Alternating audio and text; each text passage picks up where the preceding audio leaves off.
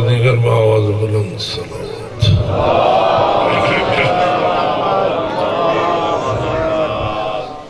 جمعی عبادات بالخصوص اس مجلس اعزا کی قبولیت کے لیے بآواز بلند صلوات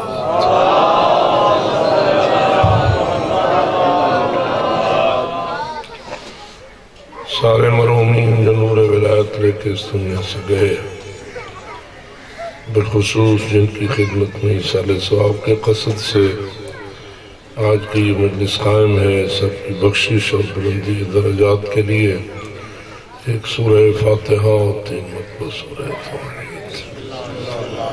بسم اللہ الرحمن الرحیم، الحمدللہ رب العالمین، الرحمن الرحیم، مالک یوم الدین، ایاک نعبد و ایاک نستعین، اهدنا الصراط المستقيم صراط الذين أنعمت عليهم غير المغضوب عليهم ولا الضالين۔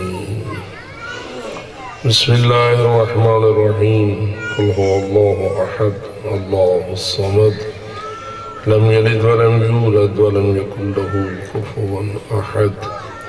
بسم الله الرحمن الرحيم، قل هو الله أحد الله الصمد لم يلد ولم يولد ولم يكن له كفوا أحد۔ بسم الله الرحمن الرحيم، قل هو الله أحد الله الصمد لم يلد ولم يولد ولم يكن له كفوا أحد۔ كذلك الله ربنا تلاوت پاک کا اجر و ثواب ارواح طیبہ انبیاء و مرسلین، شہداء و صدیقین، 4 معصومین علیہ السلام کی خدمت میں ہدیہ ہونے کے بعد جتنے بھی اہل ایمان نور ایمان اور ولایت آل محمد لے کر اس دنیا سے رحلت کر گئے، سب کی بخشش اور ان کو ہدیہ کرنے کے لیے بآواز بلند صلوات۔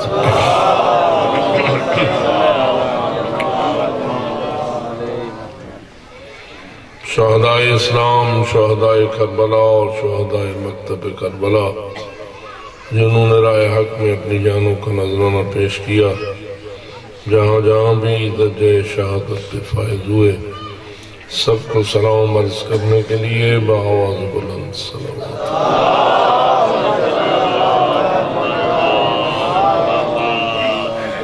جن قاتلوں، ظالموں اور دہشت گردوں نے ان کے خون میں ہاتھ رنگے اور اپنے یزیدی منحوس مقاصد کے حصول کے لیے قتل و غارت اور بربریت کو رواج دیا، ان ملائن کی رسوائی و ناکامی، ذلت و شکست اور مکمل بے خنی کے لیے بآواز بلند صلوات۔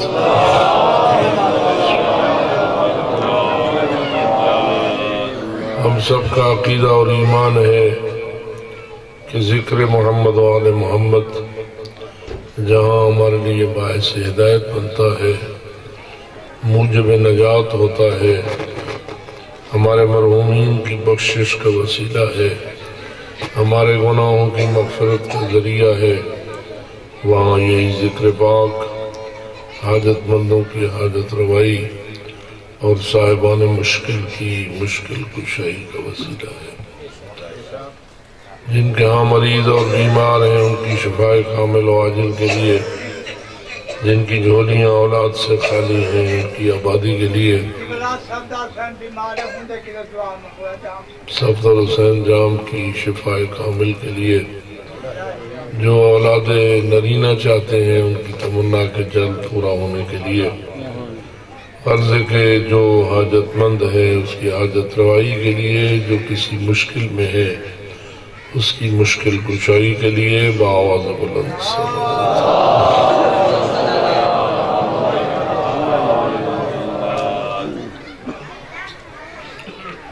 ہماری زندگی کی جمیع مشکلات کا آخری حل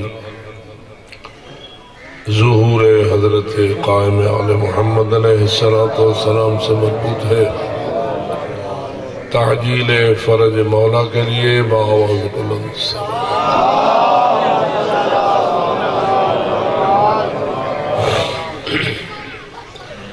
ماشاءاللہ لا حول قوة إلا بالله العلي العظيم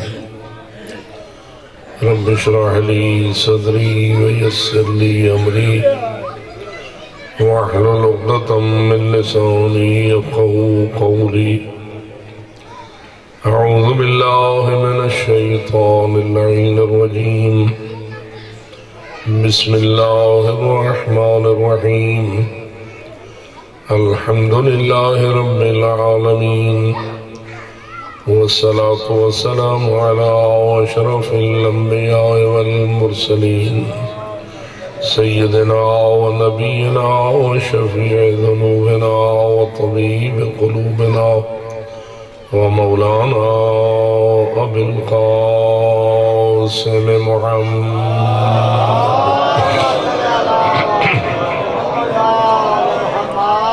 والصلاة والسلام على أهل بيته الطيبين الطاهرين المعصومين الغر الميامين المنتجبين المكرمين الذين قال الله تعالى في شأنهم إنما يريد الله ليذهب عنكم الرجس أهل البيت ويطهركم تطهيرا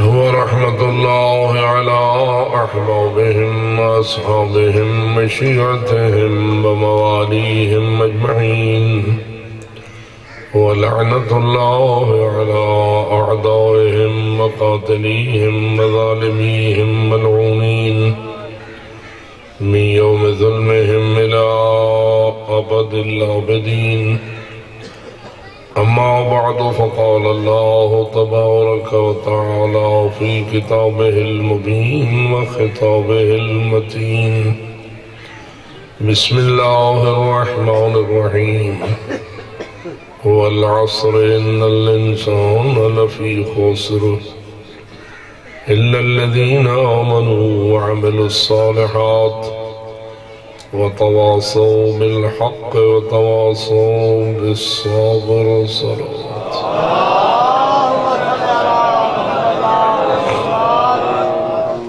نعرہ تکبیر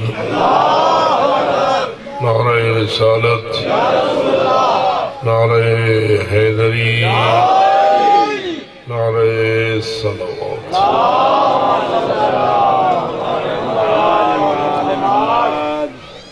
شکر ہے اس رب العالمین کا جس نے وجود کی خیرات کو تقسیم فرمایا تو ہمارے مقدر میں انسانی وجود کا فیصلہ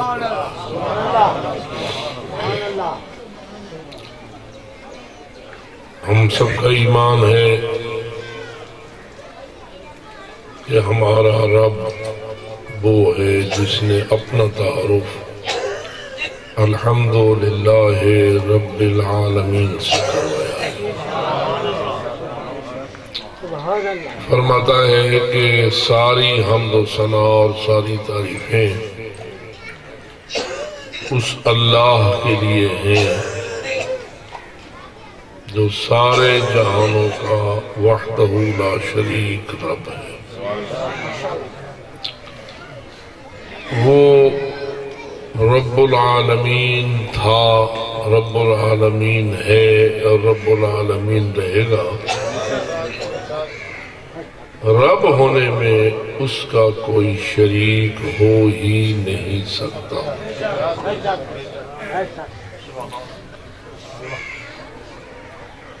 نہ کوئی ایسا زمانہ گزرا ہے جس میں کوئی دوسرا رب ہو،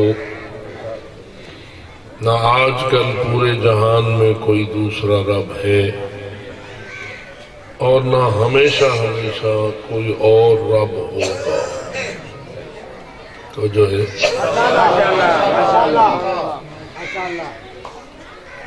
اس نے اپنا پہلا تعارف سورہ حمد میں یہی کرایا ہے کہ تعریف کے لائق وہ اللہ ہے جو کیا ہے رب العالمین۔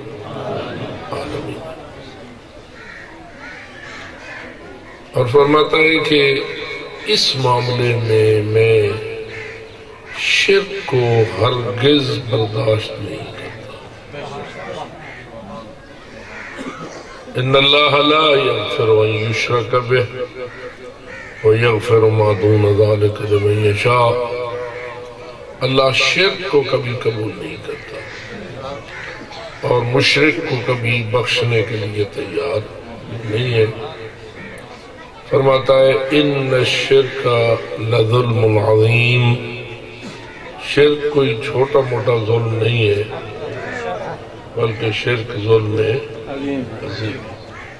سبحان اللہ۔ آپ سارے حضرات کو اللہ نے سب سے بڑی جو نعمت عطا فرمائی ہے اس نعمت کا نام عقل ہے۔ سبحان اللہ، سبحان اللہ۔ جائیدادوں والے آپ ہوں گے، زمینوں والے آپ ہوں گے، سونے کی کانیں آپ کی ہوں گی، دنیا کے سارے خزانے آپ کے ہوں گے، لیکن کوئی خزانہ اتنا بڑا خزانہ نہیں ہے جتنا عقل بڑا خزانہ ہے۔ یہ میں کہہ رہا ہوں یا آپ بھی اس کی تصدیق کرنا ہے؟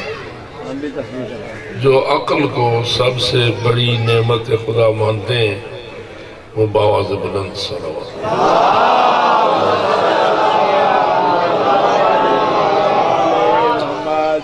یہ اپنے مقام پر بات صحیح ہے کہ انسان بھی اپنی زندگی کا زیادہ حصہ اپنے پیٹ کی نظر کرتا ہے۔ دن اور رات کے ہوتے ہیں 24 گھنٹے۔ ان 24 گھنٹوں میں ہم رزق کو کتنے گھنٹے دیتے ہیں؟ جی رزق کے لیے جسے آپ کہتے ہیں تلاش رزق، روزی گولنی تے روزی ڈھونڈنی تے روزی کماونی۔ میرے خیال میں مجبوری ہے کہ ہم کچھ دیر سو جاتے ہیں،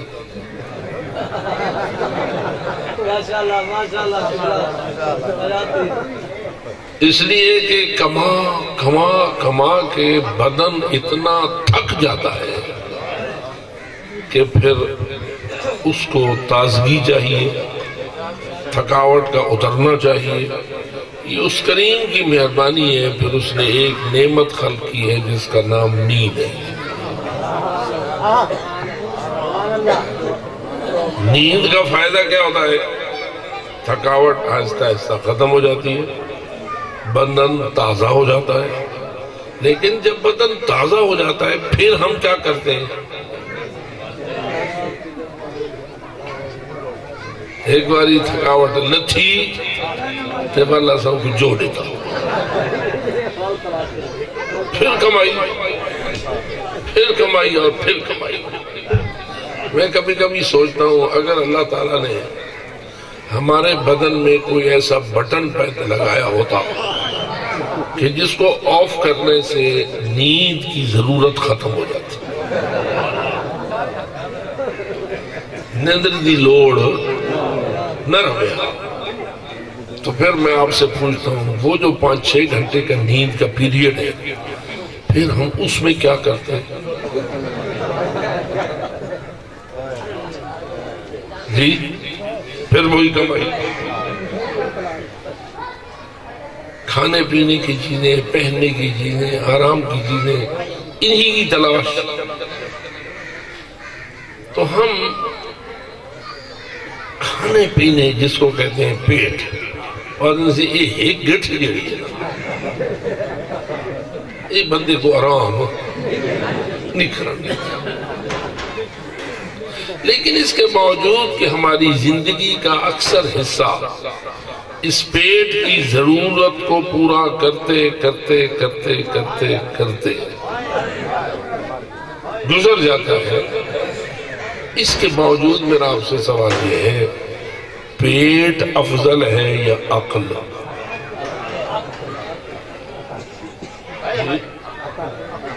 اگر ڈھیڈ افضل ہو یار تور ہاتھی افضل ہے۔ بات میری سمجھیے آپ نے، کیا خیال ہے، ہاتھی کا پیٹ بڑا ہے یا انسان کا؟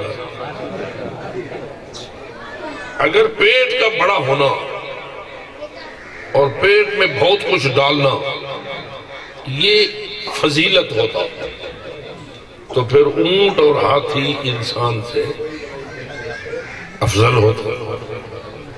لیکن اب میرا آپ سے سوال ہے، انسان افضل ہے یا ہاتھی؟ تو کون سی چیز ہے جس کی وجہ سے آپ کہہ سکتے ہیں کہ انسان میں وہ ہے جس کی وجہ سے انسان دیگر تمام حیوانات سے افضل ہے؟ کوئی چیز ہونی چاہیے نا جو اس کی فضیلت کی بنیاد ہو، اس کے افضل ہونے کا سبب ہو۔ تو میں یہ عرض کر رہا ہوں، آپ اس پہ غور کریں، اور اس کا نام ہے عقل و فکر۔ اللہ نے ہمیں سوچنے سمجھنے کی ایسی صلاحیت، ایسا نور عطا فرمایا ہے، اس کا مقابلہ اور کوئی شے نہیں کر سکتا۔ لیکن یہ سوچنے اور سمجھنے کی جو صلاحیت ہے، اس میں بھی دو چیزیں ہیں، ایک ہے دنیا کے لیے سوچنا، ایک ہے آخرت کے لیے سوچنا۔ فکر کو استعمال کرنا دنیا بنانے کے لیے، فکر کو استعمال کرنا آخرت سنوارنے کے لیے۔ آپ کا کیا خیال ہے، آخرت والی بات میں فکر کو استعمال کرنا افضل ہے یا دنیا؟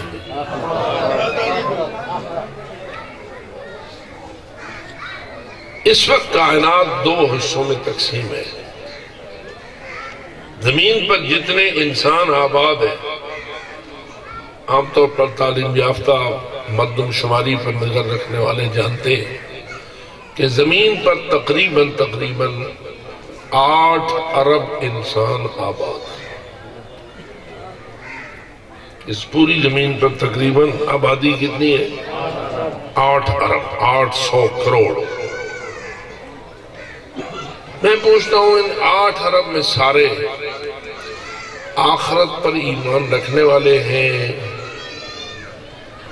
یا آخرت کے منکر زیادہ ہیں؟ بولو، جو آخرت کے منکر ہیں وہ زیادہ ہیں یا جو آخرت پر ایمان رکھتے ہیں وہ زیادہ ہیں؟ منکر زیادہ ہیں۔ ان کا تو سارا پر آخرت پر جب وہ ایمان نہیں رکھتے، آخرت کو مانتے ہی نہیں، آخرت ہے ہی نہیں ان کے خیال میں، تو انہوں نے تو اپنے آپ کو وقف کر رکھا ہے اپنی دنیا کے لیے۔ جن میں سے ایک بڑا اونچا نام ٹرمپ کا ہے۔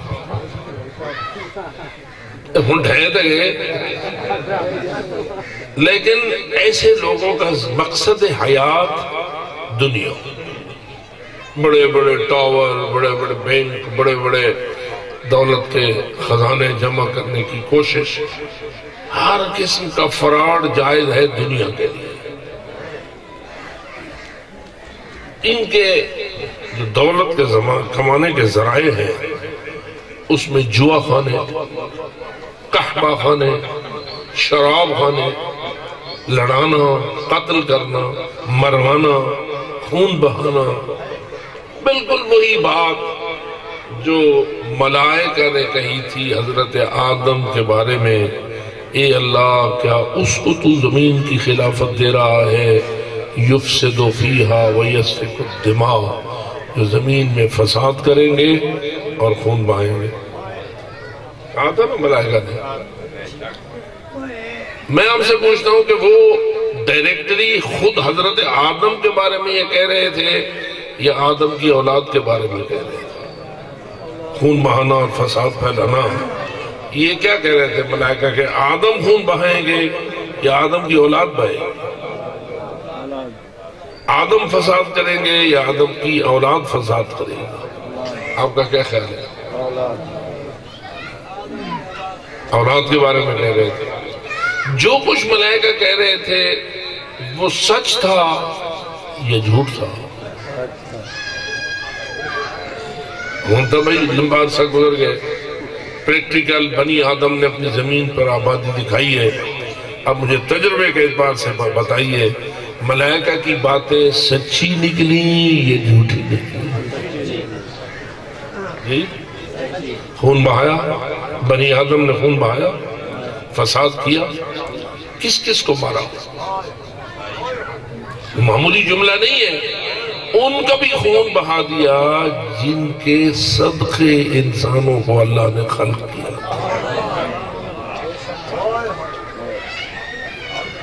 یہ ساری کائنات کن کی محبت میں اللہ نے خلق کی؟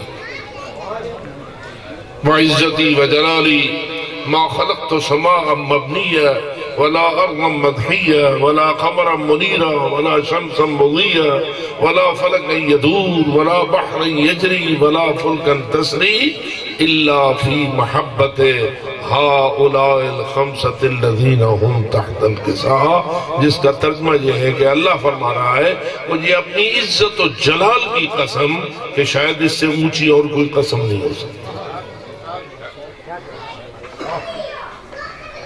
اگر آپ علی کی عزت کی قسم کھائیں نا، بڑی قسم ہے، لیکن سوال پیدا ہوتا ہے علی کو عزت کس نے دی؟ آپ پاک رسول کی عزت کی قسم کھائیں تو پاک رسول کو عزت والا کس نے بنایا؟ اللہ نے۔ اب اللہ کہتا ہے مجھے اپنی عزت کی قسم۔ آپ سارے مسلمان بیٹھے، اللہ کو عزت کس نے دی؟ محمد و آل محمد کو تو عزت اللہ نے دی، اللہ کو کس نے دی؟ تو بھی اللہ ہے۔ اللہ کی عزت بذات خود ہے، وہ کسی عزت میں بھی کسی کا محتاج نہیں۔ جس کو آپ روز پڑھتے ہیں اللہ الصمد، قل ہو اللہ احد، آگے کیا پڑھتے ہیں؟ اللہ الصمد۔ اللہ الصمد کا اردو ترجمہ کیا کیا جاتا ہے؟ اللہ بے نیاز ہے۔ بے نیاز کا کیا مطلب ہے؟ بے نیاز نہیں کھاتا۔ بے نیاز کا مطلب ہے وہ نہ کسی کا محتاج تھا، نہ محتاج ہے، اور نہ کسی کا محتاج، جو احتیاج سے مکمل طور پر پاک ہو، اسے کہتے ہیں سبحان۔ روز پڑھتے ہو نا سبحان اللہ۔ سبحان اللہ کا معنی کیا بنا؟ اللہ ہر عیب سے، تو محتاج ہونا عیب ہے اللہ کے لیے یا نہیں؟ اللہ پاک ہے، بس اللہ بے نیاز ہے، کسی کا محتاج نہیں، اپنی عزت میں بھی کسی کو نہیں دیکھتا کہ وہ مجھے عزت دے گا تو مجھے عزت ملے گی۔ وہ ہر ایک کو عزت دیتا ہے، لیتا کسی سے نہیں۔ توجہ ہو رہی ہے؟ وَتُعِزُّ مَن تَشَاءُ وَتُذِلُّ مَن تَشَاءُ بِيَدِكَ الْخَيْرُ إِنَّكَ عَلَىٰ كُلِّ شَيْءٍ قدیر۔ تو اپنی عزت کی قسم کھا کر کہتا ہے، وہ خلاصہ کروں وقت تھوڑا ہوتا ہے، یہ ساری کائنات ارض و سما، یہ نیچے سے لے کے اوپر تک، زمین کی تہ سے لے کے عرش کی کناروں تک، بلکہ تحت الثری سے لے کے عرش اولا تک، جو کچھ میں نے پیدا کیا ہے، یہ اگر پیدا کیا ہے تو فقط اور فقط اور فقط ان 5 کی محبت میں جو زہرا کی چادر کے نیچے۔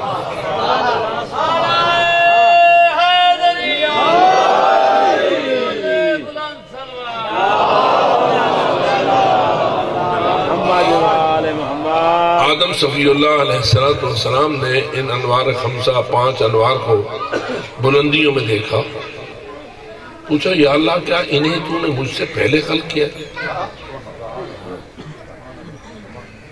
پنجتن پاک کے انوار، یا اللہ کیا تو نے انہیں مجھ سے پہلے خلق کیا ہے؟ جواب الہی آیا، ہاں آدم تجھ سے پہلے خلق کیا ہے، اپنے پروگرام کے مطابق میں انہیں تیری نسل سے بھی بناؤں گا،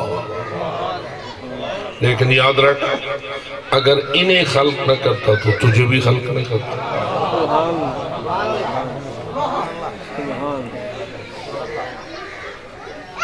یہ 5 تن پاک یا جنہیں آپ 5، 12، 14 کے نام سے تعبیر کرتے ہیں، ان ہستیوں میں سے کس کا خون بنی آدم نے نہیں بہایا؟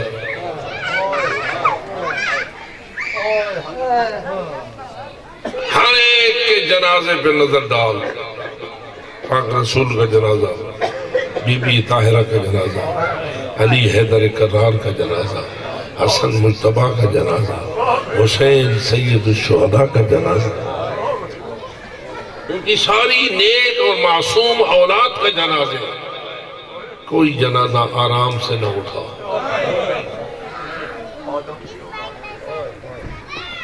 ہوا نا ظلم؟ تو یہ بنی آدم اتنا خون ریز اور سفاک ثابت ہوا کہ جن کے صدقے اللہ نے اسے زندگی بخشی تھی اور عزت بخشی تھی، ان کو بھی اس نے قتل کرنے سے گریز۔ تو کیا خیال ہے جو کچھ ملائکہ نے کہا تھا وہ کتنی فیصد کوڑ آئی؟ بولو، ملائکہ نے کہا تھا کہ ان کو پیدا کر رہا ہے جو زمین میں خون بہائیں گے اور فساد کریں گے، اور یہ ملائکہ کہہ رہے ہیں وَنَحْنُ نُسَبِّحُ بِحَمْدِكَ وَنُقَدِّسُ لَكَ، ذرا ہمیں دیکھ، ہم تو تیری ایسی مخلوق ہیں جو ہر وقت تیری تسبیح و تقدیس میں لگ رہتے ہیں، اور ہم نے کبھی تیری کوئی نافرمانی۔ آپ کا عقیدہ ملائکہ کے متعلق کیا ہے؟ وہ کتنے فیصد اللہ کے تابعدار ہوتے ہیں؟ بیٹھے ہوئے بیٹھے ہوئے ملائکہ، حال سوچ کے کریں، اکلے بیٹھے ہو یا نال ملائکہ کہنا ہو؟ جی جیتی بندے بیٹھے ہو، ملائکہ نال ہیں یا باہر چھوڑ آئے ہو؟ نال ہیں کٹھی، ہر کئی نال لوگ۔ آپ اگر 100 ہیں تو وہ 200، آپ اگر 200 ہیں تو وہ 400۔ ہوں ذرا تھوڑا جا ملائکہ دے بارے سے گال سنبھل کے کرے۔ پھر انہیں تماشا دیکھنے نہیں آئے بیٹھے، کس لیے آئے بیٹھے؟ کرامن کاتبین من يعمل مثقال ذرة خيرا يره ومن يعمل مثقال ذرة شرا يره، جو ایک ذرہ برابر نیکی کرے گا محفوظ، جو ایک ذرہ برابر برائی کرے گا محفوظ۔ کون محفوظ کر رہے ہیں؟ ملائکہ۔ جہاں کرے سے تائیں لکھی بھی تھی، کہ نہ کرے سے تائیں لکھی بھی تھی، انکار دی جرات نوز۔ ٹھیک ہے، اب میں آپ سے پوچھ رہا ہوں ملائکہ کے بارے میں ہمارا ایمان عقیدہ کیا ہے؟ کبھی ایک دو موقعوں پر کچھ نہ کچھ نافرمانی اللہ کی کر لیتے ہو؟ جی معصوم ہے یا نہیں؟ معصوم ہے، گناہوں سے نافرمانیوں سے پاک۔ اب وہ ملائکہ کہہ رہے ہیں یا اللہ انہوں نے خون بہانا ہے اور فساد کرنا ہے، اور ہم ہیں تیری تسبیح تقدیس کرنے والے فرم بردار، لہذا زمین کی خلافت ان کو نہ دے، ہم پاک نیک لوگوں کو دے۔ سنتے بیٹھے سبحان اللہ سبحان اللہ۔ یہ قرآن مجید کا قصہ ہے یا نہیں؟ ہے نا؟ اچھا، اب فیصلہ کس نے کرنا تھا؟ بات کس سے ہو رہی تھی؟ اللہ سے۔ آپ ہی مجھے سمجھائیے، اللہ تسبیح و تقدیس کو پسند کرتا ہے یا خون اور فساد کو پسند کرتا ہے؟ بولو۔ اللہ تسبیح تقدیس اس کو پسند کرنے والی ذات ہے، وہ خون ریزی کو پسند، وہ فساد کو پسند۔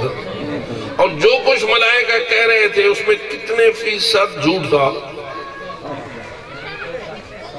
اس لیے میں سمجھتا ہوں ملائکہ کا کیس بڑا مضبوط ہے۔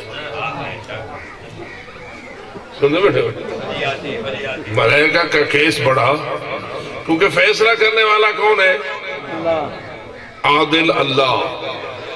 دلیل ملائکہ کی اپنے بارے میں یہ ہے کہ ہم تیری ہمیشہ تسبیح و تقدیس کرتے ہیں۔ بنی آدم کے بارے میں کیا ہے؟ یہ فساد اور خون ریز فسادی۔ لہذا اللہ سے کیا کر، زمین کی خلافت ہمیں دے ان فسادیوں کو کہ اس توڑے خلاف آئی ہے، توڑے حق کے چاہیے۔ فیصلہ کرنا کس نے؟ اللہ کبھی عدالت سے ہٹتا ہے؟ بولو، اللہ عدل ہے، تسویہ و تقدیس کو پسند کرتا ہے، ظلم و جور کو پسند، لہذا فیصلہ ملائکہ کے حق میں ہونا چاہیے تھا یا نہیں؟ میرے خیال ہے تو ساڑھ نال گال کروں سمجھ آوے بھئی عدل کا تقاضا یہ تو نہیں ہے کہ اپنی مرضی اپنے حق میں فیصلے کرو۔ عدل کا تقاضا تو یہ ہے ہمیں حق کے جو ہے وہاں مخالفت جو ہے فیصلہ حق نہ ہونا چاہیے۔ تو جو ہے پریشان تنویت ہے۔ اب ملائکہ ہیں آپ کے خلاف کیس دائر کیے ہوئے، فیصلہ کرنا ہے اللہ نے، جو دلیل اپنے بارے میں دے رہے ہیں وہ بھی سچی، اور جو کچھ انسانوں کے بارے میں بنی آدم کے بارے میں کہہ رہے ہیں وہ بھی کتنی فیصد سچ۔ اب ذرا اللہ سے پوچھتے ہیں، اللہ سے اور فیصلہ کی وجہ سے توجہ۔ اب اللہ کا جواب قرآن تیرے سامنے کھول لینا، پڑھ لینا۔ اللہ جواب میں کہتا ہے انی اعلم ما لا تعلمون، جو میں جانتا ہوں تم نہیں جانتا۔ یعنی اللہ یہ کہنا چاہ رہا ہے کہ ملائکہ ان بنی آدم کے بارے میں یہ جو تم نے بات کی ہے کہ یہ خون بہائیں گے، یہ فساد پھیلائیں گے، یہ مستقبل کی بات ہے نا۔ ابھی تو حضرت آدم علیہ السلام بنائی نہیں گئے تھے، بنی آدم تو بعد میں آنے تھے، تو یہ مستقبل کی بات تھی، یہ اس زمانے کی بات تھی، آئندہ زمانے کی بات تھی۔ یہ آئندہ زمانے کی اطلاع تمہیں کس نے دی؟ اب آپ ہی مجھے بتائیے، اللہ نے دی یا کوئی اور طاقت دی جو ملائکہ کو دے چکی تھی؟ کیونکہ اصل علم کا خزانہ کس کے پاس ہے؟ اللہ کا علم محدود ہے یا لا محدود ہے؟ بولیے، لا محدود۔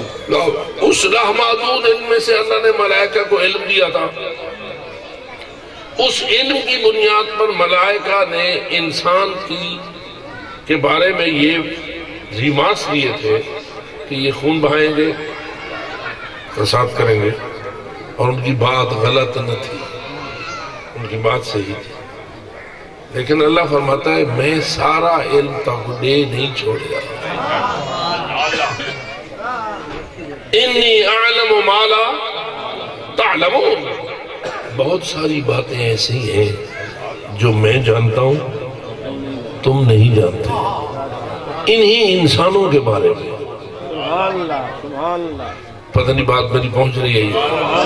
انہی بنی آدم کے بارے میں جو میں جانتا ہوں تم، تھوڑی سائیڈ اللہ صحیح ساڑی گھنی ہے یا نہ گھنی؟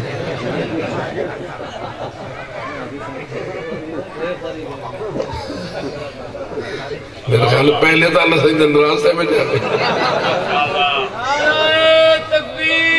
اللہ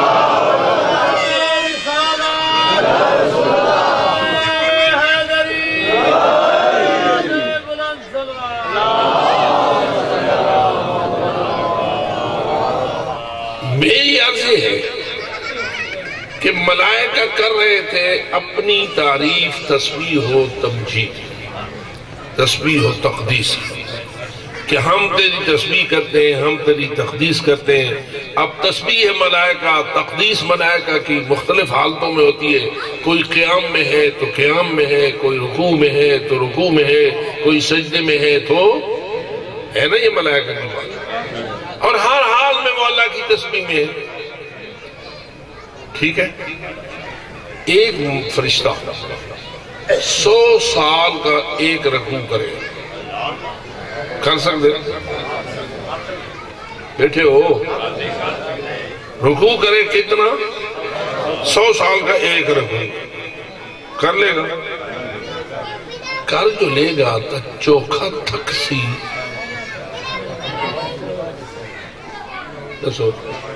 تھوڑی ملائکہ کے بارے میں جو آپ کو معلومات ہیں اس پر تھوڑا سا تبصرہ کیجئے 100 سال کے لیے اگر وہ رکوع میں رہے میرا خیال ہے کانڈتا ہوں دی والا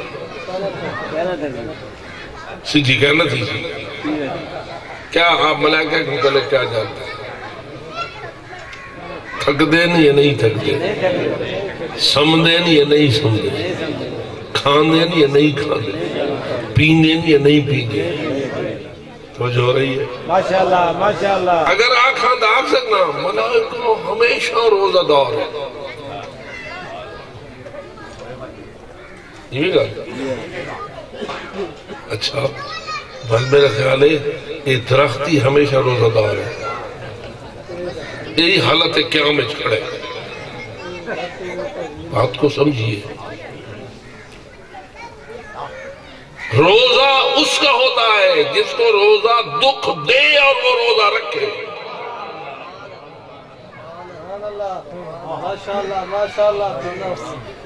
یہ میز ہے میز جنرل دی بڑی یہ روزہ دار ہے یا نہیں انگال کرو یہ کھاندی پین دیئے کہیں میں روزہ تروڑ چھوڑے دیئے کہیں میں روزہ رکھ دیئے کیسا ہے نہیں مطلب یہ ہے کہ اس کو ایسا بنایا نہیں اللہ نے کہ اس کو پانی کی ضرورت ہو اس کو غذا کی ضرورت ہو اس کو کسی اور ضرورت ہو اس لیے اس کا روزہ نہیں کہا جا سکتا روزہ اس کا ہے جس کو بھوک لگے کھانا چاہیے نہ کھائے پیاس لگے پانی چاہیے نہ پیے اللہ کہے طلوع فجر سے لے کر غروب آفتاب تک پانی نہ پیے سارا نی ترسا رہے اوکھا تھیوے والی نہ پیوے اور انہیں نہ پیوے چونکہ تو کہتا ہے نہ پی میں نہیں کہتا تو اے اللہ راضی ہے اس پہ کہ میں نہ کھاؤں میں نہیں کھاتا پتہ نہیں کہ حال میں سمجھنے پہ بندے سمجھتے ہیں کہ نو کھانے کا نام روزہ ہے نہ جو کھانے کا محتاج ہو پینے کا محتاج ہو نہ کھائے نہ پیے اور وہ بھی اس لیے کہ قربتاً الاللہ پتہ نہیں کہ حال سمجھ آئی ہے ماشاءاللہ یہ ہر چیز کو روزہ دار نہیں کہا لہذا ملائکہ روزہ دار نہیں ان کا روزہ ہے ہی نہیں کیونکہ اللہ نے انہیں ایسی چیز دی نہیں کہ وہ پانی کھانا پینا اس کے محتاج ہو اس لیے میں ملائکہ کہتا ہوں تسبیح و تقدیس کا نعرہ تو تم نے لگایا لیکن آؤ ذرا کربلا والے سجدے کے مقابلے میں ایک سجدہ تو کر کے دکھاؤ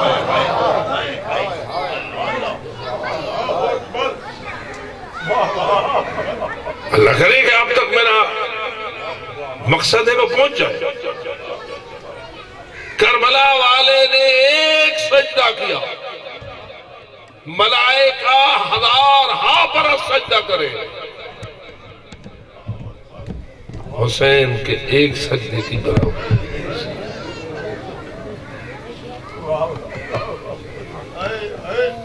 گویا اللہ جو کہہ رہا تھا نا انی اعلم ما لا تعلمون جو میں جانتا ہوں تم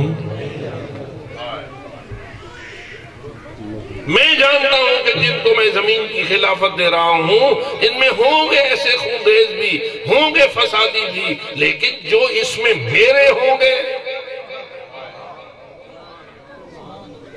وہ اتنے بھاری ہوں گے اتنا کردار پاکیزہ ہوگا اتنا طاہر و مطہر ہوں گے کہ پھر مجھے ان کے قصیدے پڑھ کے کہنا پڑے گا انما یرید اللہ لیذہب عنکم الرجس اہل البیت ویطہرکم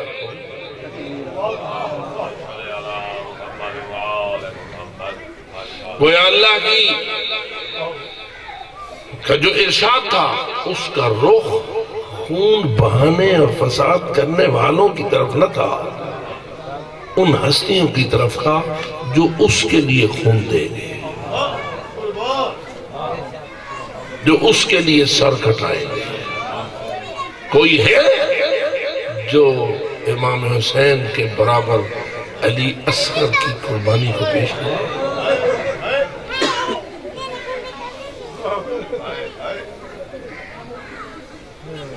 اس لیے میں کہہ رہا ہوں کہ زمین کی خلافت دینے کا مقصد یہ تھا کہ ایسی ہستیاں ان انسانوں میں آئیں گی کہ جن کی ایک ایک لمحہ اطاعت و عبادت کا مقابلہ نہیں کیا جا سکتا.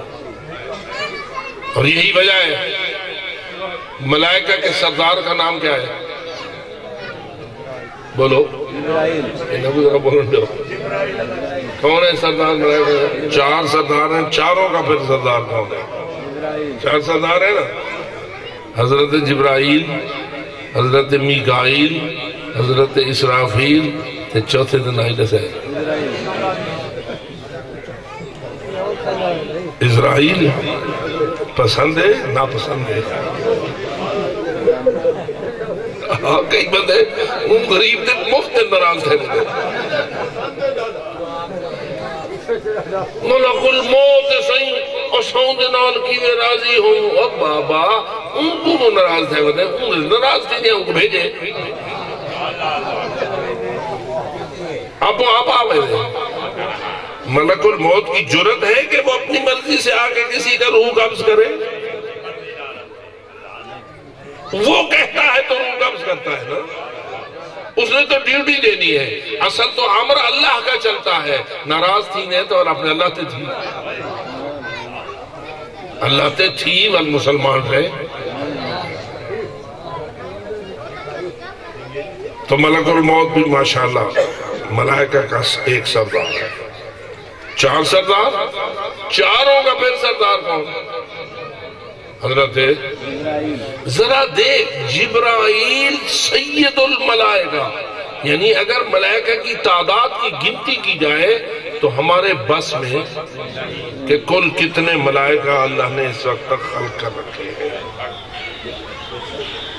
ایون مزدار گالے مرد ہی کہنے میں ملائکہ کو موت کہنے میں آتے اسارتے جنازے لیکن ملائکہ کو موت بڑا چھوڑے گا رحم دینا.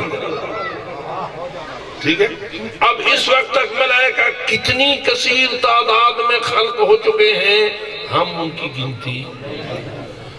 اتنا بڑا لشکر ہے ملائکہ کا کہ جس کی گنتی ممکن نہیں.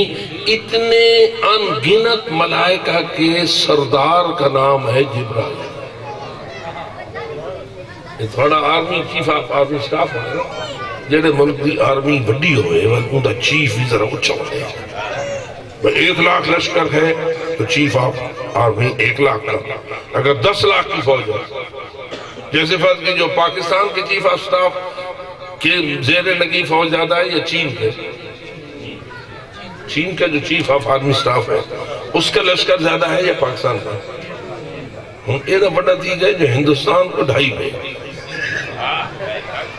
چین اتنا طاقتور ہو گیا ہے کہ وہ اپنی فوج کے ذریعہ ہر روز خبر آتی ہے فلانا علاقہ ہندوستان تک خس کیا ہے فلانا علاقہ ہندوستان تک خس کیا ہے. ایسے ہے نا.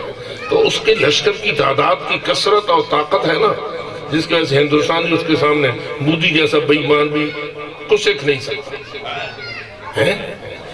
ذرا دیکھ تو صحیح اتنا بڑا چیف ملائکہ کا کہ جس کے لشکر کی تعداد شماری ممکن ہمارے لیے نہیں ہے وہ کس کے گھر کی چکی چلاتا ہے؟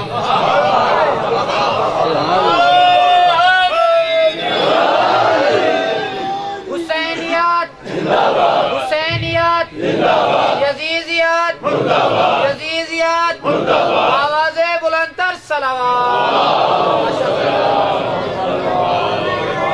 اگر وہ بی بی طاہرہ حضرت فاطمہ الزہرا کے گھر کی چکی چلاتا ہے تو ذرا بتا اتنا بڑا چیف آف ملائکہ کتنی عزت ہے زہرا.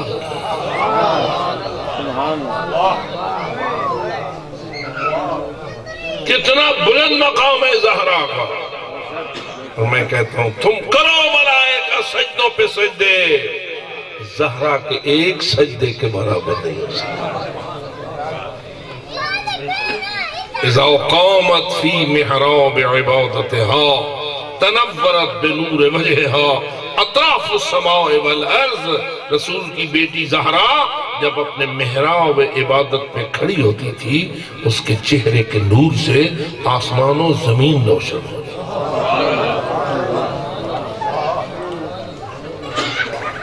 ہے نہ کوئی ایسی چیز کہ جو کائنات کے بڑے بڑے عبادت گزاروں میں موجود نہیں. اس کو اللہ کہہ رہا ہے انی اعلم ما لا تعلمون. ملائکہ جو کچھ کہہ رہے ہو ٹھیک ہے لیکن جو میں جانتا ہوں تم. اللہ نے وہ علم اپنے پاس سنبھال رکھا تھا اور ملائکہ کو کہنا چاہتا تھا یہ ہنے اگو تھوڑی جاڑو بات تو پتہ لگا رہی تھی میں کیا کرے دا پہ.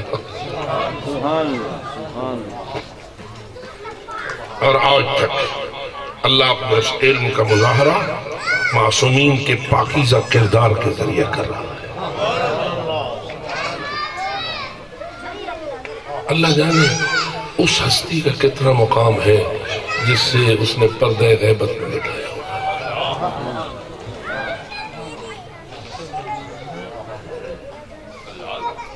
جو کہتا ہے کہ میں صبح بھی روتا ہوں شام بھی.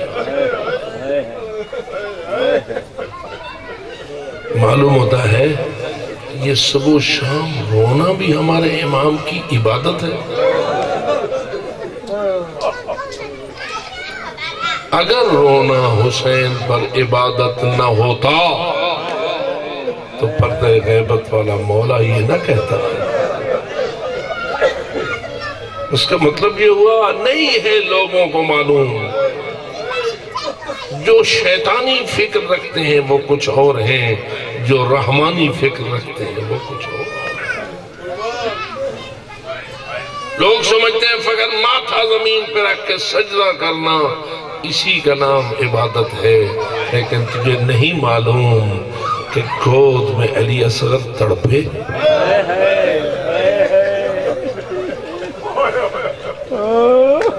ذرا غور تو کر. امام تو لے آئے تھے نا پیاسے کے پانی کے لیے. یا قوم انکم قتلتم شیعتی و اہل بیتی وقد بقی هذا الطفل یتلذا. لوگوں تم نے چھوڑا تو میرا کوئی نہیں. جتنے میری اہل البیت تھی وہ بھی تم نے تہہ کر ڈالی. جتنے میرے انصار تھے احباب تھے وہ بھی سارے تم نے شہید کر ڈالے. اس وقت حسین کے پاس نہیں رہا مگر یہی ایک پیاسا بچہ.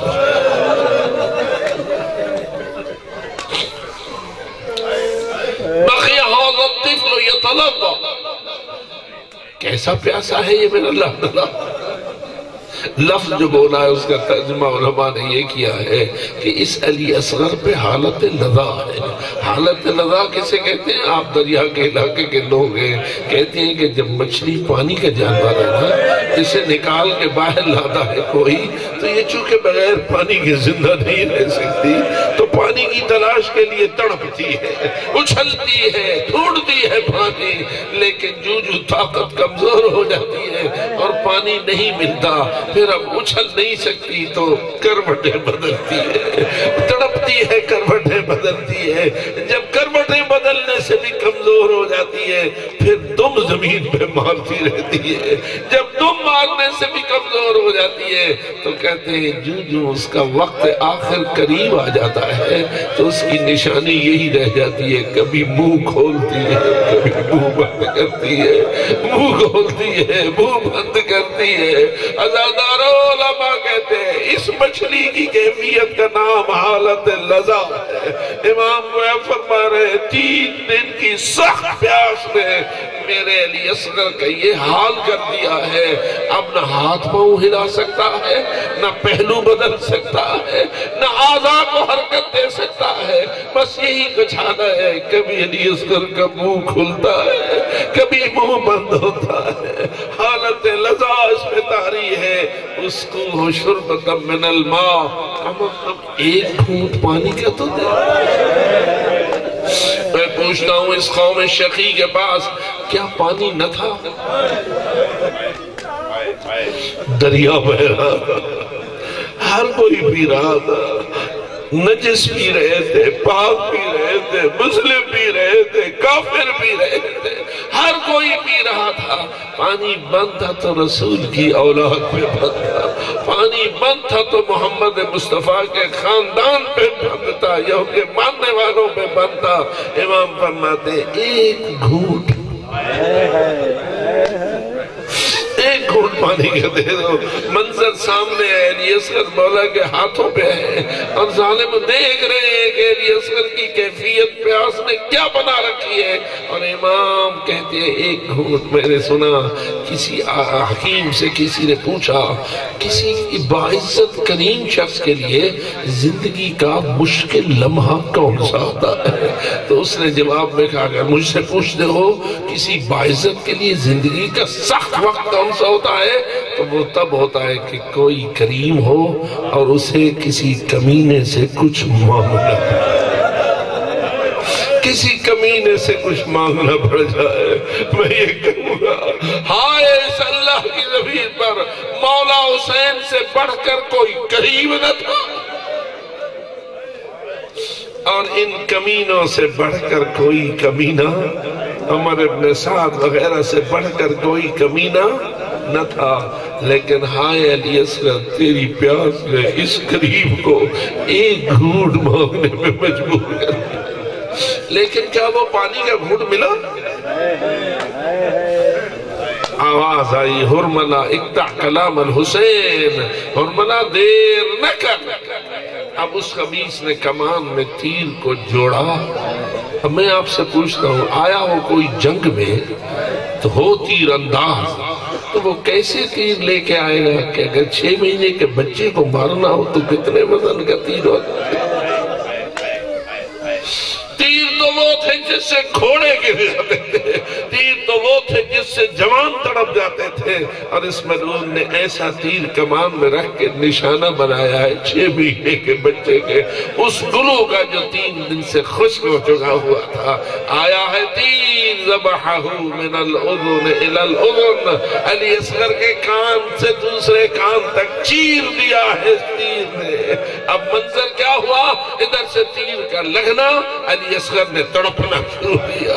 امام حسین نے اپنے لاڈلے کو سینے پہ سنبھالا۔ راوی کہتے ہیں یرفرف علی صدر ابی کالطیر المذبوح، علی اصغر اپنے بابا کے پیاسے سینے پر ایسے تڑپا جیسے وہ پرندہ تڑپتا ہے جس کی گردن کو ذبح کرتا۔ آج کل مرغیوں کو بڑا ذبح کیا جاتا ہے مہمان نوازی کے لیے، لیکن ذرا دیکھ تو صحیح نا، جب مرغی کی گردن کٹتی ہے پھر اس کی جان کیسے نکلتی ہے، تڑپ تڑپ کے جان دیتی ہے۔ یہ تو علی اصغر ہے نا، جب تڑپا اب مولا نے دیکھا کہیں میرا بیٹا زمین پہ گر نہ جائے، پکڑا اور سینے پہ رکھ لیا۔ اِنَّا لِلَّهِ وَإِنَّا إِلَيْهِ راجعون۔ چند تڑپوں کے بعد علی اصغر کی روح پرواز کر گئی، روح پرواز کر گئی، علی اصغر کا بدن سکون میں آیا تو امام نے اپنے بیٹے کو سینے سے جدا کیا تو کیا دیکھا؟ جہاں تیر لگا تھا وہاں سے خون کی سیڑھ بہہ گئی۔ امام باقر کا فرمان ہے، دادا امام حسین نے بہتے ہوئے لہو کے نیچے اپنے چلو کو رکھ دیا۔ جب چلو بھر گیا تو امام نے اس چلو کو آسمان کی طرف پھینکا، اس کا کوئی قطرہ زمین پہ واپس نہ آیا۔ علماء سے پوچھا گیا خون کو چاہیے تو تھا کہ واپس زمین پہ آ جاتا، یہ کیوں نہیں آیا؟ تو فرماتے اللہ نے ملائکہ کو حکم دے دیا ہوگا نا، بے گناہ لہو ہے، اس لہو کو محفوظ کر لو، اس کی کبھی گواہی کی ضرورت پڑے گی، یہ محفوظ ہونا چاہیے۔ اب بس آخری جملہ کہتا ہوں، کب گواہی کی ضرورت پڑے گی؟ اس دن گواہی کی ضرورت ہوگی جب آواز الہی آئے گی یا اہل المحشر نکسوا رؤوسکم وغضوا ابصارکم حتی تجوز فاطمہ بنت محمد۔ اے محشر والو سر جھکا لو، آنکھیں بند کر لو تاکہ اس محشر سے رسول کی بیٹی گزرے۔ وہ وقت کتنا سخت ہوگا جب زہرا گزر رہی ہوگی لیکن محشر میں رک جائے گی اور کہے گی یا احکم الحاکمین، اے سب سے اعلیٰ فیصلہ کرنے والے، مجھے اتنا تو بتا میرا حسین کیوں مارا؟ کس جرم میں میرے لال کو مارے گئے؟ حسین اور حسین کے لال کیوں مارے گئے؟ اس وقت جواب الہی آئے گا، زہرا تجھے اختیار حاصل ہے میری طرف سے، جس کو چاہے جنت لے جا۔ اس وقت بی بی کہے گی جو میرے بیٹے کو روتے تھے، جو میرے حسین کی عزاداری کرتے تھے، آپ نے کربلا کا سانحہ نہیں دیکھا، آپ نے حرملے کا تیر چلتا نہیں دیکھا، آپ نے علی اصغر کا گلو کٹتا نہیں دیکھا، آپ نے مظلوم کے سینے پر علی اصغر کو تڑپتا نہیں دیکھا، لیکن نہ دیکھنے کے باوجود ایسے روتے ہو کہ اپنی اولاد کو بھی ایسا نہیں روتے ہو، اپنے جانوں کو بھی ایسا نہیں روتے ہو۔ اس وقت زہرا کہے گی میں اس وقت تک جنت نہیں جاتی جب تک انہیں میں جنت تک نہ لے جاؤں گی، اور نتیجتاً زہرا سفارش کرے گی اور ان عزاداروں کو اللہ بخش دے گا اور جنت کا حقدار بنا دے گا۔ آئیے اللہ سے دعا کریں خداوند منان ہمیں شفاعت سید کائنات حضرت زہرا کا استحقاق نصیب فرمائے اور ہمیں ان کے صدقے جہنم سے بچاتے ہوئے جنت کا حقدار قرار دے، ہمیں اپنے گناہوں کی توبہ کی توفیق عطا فرمائے اور اپنے گناہوں کی بخشش حاصل کرنے میں کامیابی نصیب فرمائے، اور اللہ ہم پر جہنم کو حرام کرے اور جنت کو ہمارا حق بنائے۔ اللہ لعنت اللہ علی القوم الظالمین وسيعلم الذين ظلموا أي منقلب ينقلبون۔